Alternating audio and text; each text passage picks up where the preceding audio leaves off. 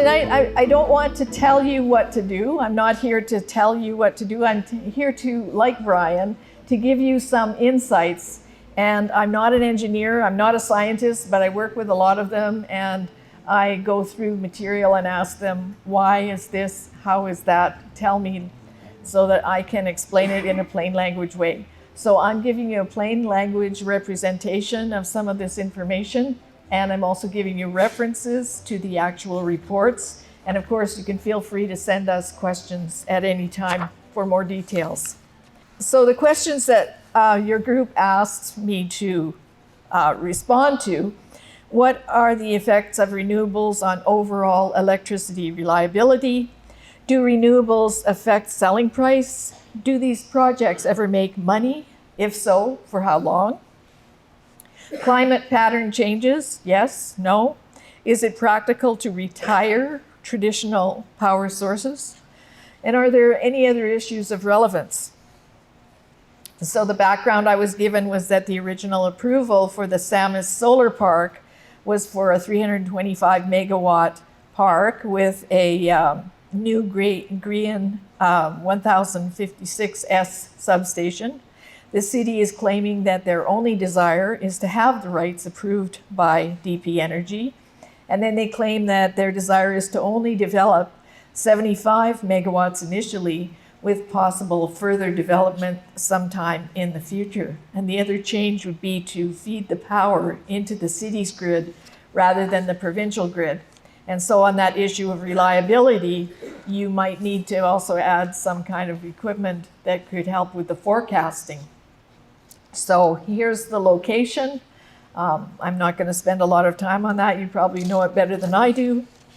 On the next slide, one thing I want to bring to your attention is that Medicine Hat is already in the Palliser Triangle, and there's been some research that shows that these large solar arrays create kind of a little heat island, which can raise the temperature 3 to 4 degrees Celsius warmer than surrounding area. So that may have consequences in the city. I looked at the Alberta's electric system operator site. Anyone can go to this site and see the same information. This is showing the current supply and demand by source. And I was surprised because in the time that I started making this PowerPoint to when I put the final version together, boom, all of a sudden there was more solar on the grid. So there, as Brian said, there's quite a few more solar projects in the queue, and they will be added. So by the time your solar project is built, there may be overcapacity, and the idea that you could make a lot of money might not be very realistic. Also, I looked at this to try and see, well, how many other big solar farms are there? And there's really only one other really big farm, and that's Travers, which Brian talked about. And there's also about 4 others that are about the same size as the 75 megawatt. So if we look at 3 of them, and you can see this on the Alberta Large Projects site. So you can look at Saddlebrook. It's 81 megawatts. It's $106 million. Solaire is near Airdrie. It's 75 megawatts, $150 million. Travers is south of Le Mans. It's 465 megawatts, $700 million. It's the largest solar project in North America. So your Saamis Park farm, if built to the maximum, would be very close to that. So I wonder who's going to pay that $600 million. I mean, Medicine Hat, as I understand it, regionally it's about 80,000 population. Yeah, so that's quite a lot of money. And of course, I like to always say, if it sounds too good to be true, ask more questions. So, you can see here that in this report in the Medicine Hat News that they're looking at each 25 megawatt block of solar could reduce the provincial tier levy payments. And that sounds good, but those payments may be changing if the government of Alberta is abandoning net zero targets and if the carbon tax is canceled. Also, we see here that, there's suggestions that funding could come from the Canada Infrastructure Bank, from contracts for differences. These funding sources are all your money. They don't come from a separate bank. These are all tax dollars that are just being diverted to these green projects. The thing that really struck me is, while the full construction estimate is $600 million, the undisclosed sale price would be much less. That's a big red flag for me. I don't know. And also there's $7 million for undisclosed early clean energy opportunity. I don't know what that is. Oh, I think you're a bit ahead of me. Can you go back one? And I did notice on this recent publication by the city that there's a going green electricity surcharge on quite a few different operations. Yeah. So you might want to go through that and ask the city what that is, how much, what's it for. And next slide. And as I was saying, all these sources of funding, if you want, you could have a look at these 3 reports that we did. And you can see that the carbon policy tracker shows that there's about $476 billion, or $11,900 per resident of Canada, in the cost of climate policies. Contracts for differences are working out to about $1,000 carbon tax equivalent. And reaching net zero, the proposition is that it would be either $2 trillion to reach it, or $5.2 trillion, which would cost us each lots of money. So these are hidden things. These are not the carbon tax, but these are the way that many of these projects are being funded. But again, it's coming from you. So the effect of renewables on reliability is very challenging. So in the fall of 2022, before we had the additional natural gas capacity that's recently gone online, we had 7 grid level 3 alerts. And that's when the system is about to start load shedding, either doing rolling blackouts, or sometimes they go to industry. Alberta is quite unique. 75% of our power is provided to industry. So sometimes the system operator will turn to a certain industry and say, can you cut back or shut down? But that organization gets paid for that from you. So we had 7 grid alerts, and at that time the maximum power price was reached. So those providers were making almost $1,000 a megawatt. So how will Medicine Hat pay for that solar farm? Because it's in this report, it says that the utility revenue is likely to get worse. And I thought we should have a look at the Alberta Electric System Operator annual market statistics. Of course, these are averaged of all the solar farms. But you can see from the kind of yellow line going up, that's the maximum capacity. And the blue line is the average generation. And the bars, the kind of pale bars, those are the range of generation. So in a way, this isn't looking specifically at southern Alberta, so there are lots of places in Alberta with solar that wouldn't perform as well as here. But you can see that it never reaches its maximum performance, as Brian pointed out. And in the next slide, in this slide, the top line is a green line, and that's from May to August. So lots of solar, great performance. The middle line is March, April, and September, October. And the bottom line is January, February, and November, December. Not so good. also as Brian showed us. And again, that means that in those times of low capacity, you must have reliable generation to fill that gap. In the times of high capacity, it means that your conventional power generator may have to shut down. So, most of these gas generators are not made to be turned off and on. I don't know what system you have here, but some of these systems take between 2 to 8 hours to get up and operating. And when you're shutting them off and down or ramping them up and down, you're affecting the quality and the equipment. Just like a car, your car runs best when you're on the highway going full speed rather than starting around town. But of course, we're talking about a very complex piece of equipment.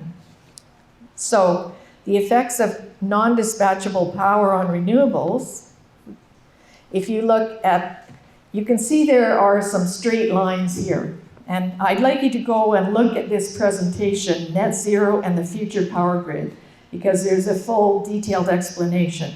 But if you look at the straight lines, the blue lines, these would be where a conventional generator would operate full time. But once you add the renewables, you can see how the renewable energy starts cutting into that straight time, to the point where you do have these negative situations that are in the circles. And at some point, the conventional generator says, you know what, it's not worth my time, because every time I turn on my equipment, I have to shut it off, and then I have a big maintenance bill. So, it ends up messing up your entire power grid, which might be quite critical for a city that relies on its own grid. You don't have many other resources to draw on. And is it practical to retire traditional power sources? Again, you can go to the Alberta Electric System Operator and see this any day, any hour of the day. This is on their dashboard. So maximum capability, that shows you the maximum amount of power that these particular sources could put out at this particular time. And you can see there's a timestamp on there of the 4th of November at 4:50 a.m. Yes, I'm an early riser. But you can see that wind was pumping. The other facilities were not doing much. Solar was gone. And of course, gas was picking up the slack. So, it's interesting to look at these graphs online, because you can see it actually live, or on the supply and demand charts. They update every 15 minutes. But you can really see how these changes happen. So some climate activists or groups like the Pembina Institute often like to say that base load generation is not necessary, but it is. Base load, if we take a simple example, think about your house. You go to bed at night, you shut off most of the lights, but there are still things working in your house, right? Your furnace is on, your freezer is on, you might have some instant on power plugs around the house for your TV, maybe your coffee pot is ready for the morning. So that's the base load in your house. And there's thousands of houses in Alberta that have exactly that. And then there's also all the industry. So it's known at an operator that this is the standard amount of power that we need, but during different seasons and during different times of the day, we will need more power on top of that. But we always need that base load power, and it should be the cheapest and most reliable. And you can read more in this report. So how about Medicine Hat as some of the best solar in Alberta? They're in Canada. Well, it's true. You can go online and see this global solar atlas. It is true, but if we look at Medicine Hat, we can see where it is. And if we look again, how does Canada's best compare to other places? Well, it doesn't look that good, does it? Let's look at the next one, Scottsdale, Arizona. Scottsdale gets almost double what Medicine Hat gets in direct normal irradiation. let's look at Miami, because people often say, oh, the solar resources in Medicine Hat are as good as Miami. But actually, you can see Miami is not as good as Scottsdale, which is odd because it's further south, right? Does that make sense? Well, it's more cloudy down there. But if we go to the next slide, you can go through these reports and they will give you the details that I've just shown you and do a comparison. And now we're just going to walk through some of the charts from one of the reports. So people often say that wind and solar are cheaper. At every ribbon cutting, they say, oh, this renewable energy can provide emissions-free electricity to many thousands of homes. But actually, both claims are false because they ignore the fact that wind and solar generators cannot meet consumers' electricity needs when the wind is not blowing and the sun is not shining. And they must be fully backed up by electricity sources that work even on dark, windless nights. And when the cost of providing that backup is accounted for, it turns out that wind and solar are very expensive. And people often say, oh, well, we'll just add some batteries. Yeah, that's not economic at all. It would be in the trillions of dollars for Alberta to provide enough battery backup. So now let's look at Miami. So here's a typical monthly demand in Miami. That's the dotted line. And then you see the line with the little squares and solid line. That's the monthly solar output. And then if you see the shaded part, that's the cumulative energy surplus or shortfall. And then the bars represent the monthly solar surplus or shortfall, but in columns. So you can see that over the months of the year. And so that's for a Miami consumer. Let's look at Medicine Hat. So you can see there's not a good correlation here. There's a very dramatic change. Again, the dotted line is monthly demand. The lines with the little squares, monthly solar output. The shaded area is the cumulative energy surplus or shortfall. And the bars represent the monthly solar surplus or shortfall. And you see the seasonal variations. The seasonal variations create big problems for supply on the grid. And these differences between Miami and Medicine Hat are inescapable consequences of the greater seasonal variation of solar energy at higher latitudes. And they clearly show why simply comparing annual energy production between solar arrays in different parts of the world is meaningless. And now how about future Medicine Hat? Well, you can see it's chaos. So monthly demand is the thin dotted line, but you can see that it's this is a future where the residential use of fossil fuels is assumed to have been eliminated, and the anti-correlation between solar generation and electricity demand is obvious. Now, you can't actually compare these graphs directly because the numbers on the axis here are very different. And if we look at the next slide, this just gives you an indication of how different that is. But these PowerPoints will be posted, I believe, and so people will be able to go through at their leisure. So how about battery storage for high latitudes? Well, you can see that as we move further from the equator, solar energy's seasonal variations gets larger and electricity demand tends to shift from summer peaking to winter peaking. In Alberta, the winter peaks will become vastly larger if consumers are forced to convert from natural gas heating to electric heating. So we'll need way more power generation. And even though heat pumps are more efficient than gas furnaces, but at extremely cold temperatures, they shut down. And so electrical backup is necessary, or a gas backup if someone permits it.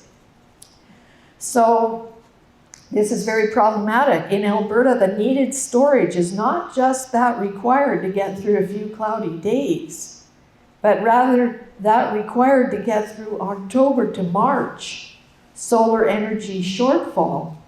Because you see, what happens, let's say we have a nice sunny October, we got lots of batteries, they're all charged up, and then we get into November, and all of a sudden it's very cloudy, and there's no solar and very low wind, so we draw power. Let's say we have millions of dollars worth of batteries, we draw that power.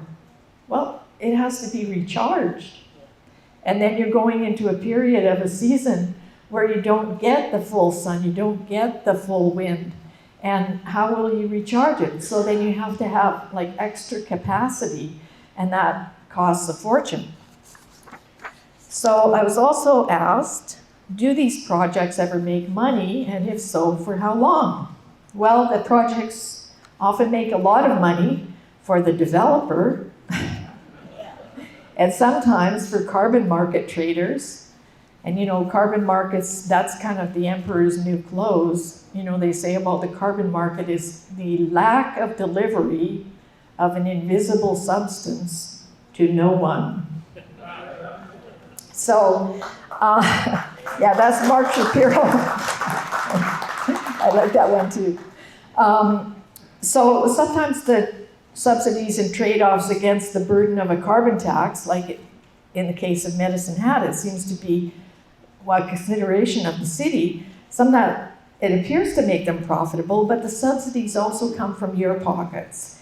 And as Brian mentioned, the Alberta Electric System Operator and the system, the AUC and everybody in Alberta, there's about 5 or 6 different bodies that manage the power in Alberta. They're looking at lowering the floor price from 0 to negative 100 megawatt hour per megawatt hour. So negative prices would arise when it's very sunny or windy, and when there's lots of solar or wind generation. So that's actually bad if you're going to have a huge solar farm, and then you'll have lots of solar to sell, but so will everyone else. So as Brian mentioned, you may have to actually pay someone to take your power. And if you look at Ontario, and Parker Gallant has dozens and dozens of articles about the problems in Ontario, they can't even give their power away. They have to pay people to take their power at times. It's a tragedy, and the taxpayers are paying for that. And as Brian pointed out, what happens when it hails? How long a life does a solar farm have? I looked at Environment Canada. The Calgary Medicine Hat corridor has about 10 hailstorms a year. So, and will you have to pay someone to take the power during oversupply like Ontario? And what about the costs of decommissioning and recycling? These costs can be astronomical, especially because if the panels are damaged, then they may become listed as toxic. And the other thing that I think people should consider is, are you an unwitting part of a rescue mission for renewables? And you can look this up online. In 2018, the chief of Iberdrola, which is a big Spanish renewable company, said that the global renewable sector was facing an Enron-style endgame. If people think back to about the year 2001, Enron was a huge energy company that went completely bankrupt thanks to their off-books marketing and accounting tactics. But if you look what's happening in Europe, many of the renewables projects there are being canceled, and a lot of, partly because the price of copper is very high. The supply chains got all broken during COVID, and they're just not able to get the subsidies they used to get. So, because consumers are out of money. So it seems kind of like there's a wave moving around the world where places that still are not aware of these things, like here, are ending up picking up projects. But if this Enron-style meltdown is happening, can you get parts? Can you get supplies? Can you get service? Can you get new panels? Questions to ask. So about how the farms profit and why it's and the business case and policy issues, I suggest that you have a look at these 3 reports that Robert Lyman did for us. Robert Lyman is a former federal public servant. He has 27 years experience as a public servant, 10 years experience as a diplomat. He's contributed dozens, hundreds of articles and reports for us. And this is looking at renewables when they were proposed to be the resilient recovery from COVID. So he looks at them, and in 3 short titles, he calls them broken promises, empty wallets, and empty pockets. Now, I usually talk about climate change and climate science, but there wasn't really time to do that tonight, so I recommend that you have a look at our report, Facts versus Fortune Telling, which looks at Catherine Hayhoe's report called Alberta's Climate Future, which had a catastrophic view. Ours has a much more grounded view, and we also have some material in there on Medicine Hat. Now, are we planet killers here in Alberta? No, we're not. This is the good news. So this is from Professor William Van Wijngaarden. He's at York University, and he's calculated our contribution to the warming of the past century. Alberta is responsible for 0.006 of a degree Celsius of warming. So your Medicine Hat building a solar farm is not going to save the planet. You might all go broke, but it's not going to save the planet. And that said, in closing, Medicine Hat's situation, like many cities, is complicated. I mean, I'm sure council is having a bit of a head scratcher because they are squeezed by these net zero diktats. They are squeezed on the carbon tax on gas-powered electricity. They are offered, grants and free money for renewables, and they are facing losses due to market conditions and orphan wells. And it is an appealing opportunity to do something with this brownfield site that you have inside the city. Let's do something with it. But will the proposed solution make things worse? Will it create more problems like those we just discussed? Grid instability, a requirement to pay the grid to take excess power? Will it create a regional heat dome, a warming, drying impact, especially for the large project? Will it create a microclimate, which may affect local weather conditions, hail, convective heat, soil drying? Snakes may not be the only environmental consideration. And what is the long-term cost benefit, especially if you add in the reclamation issues and the cost of decommissioning and recycling? Who does that burden fall to? And so that is my presentation. I thank you very much for inviting me. I hope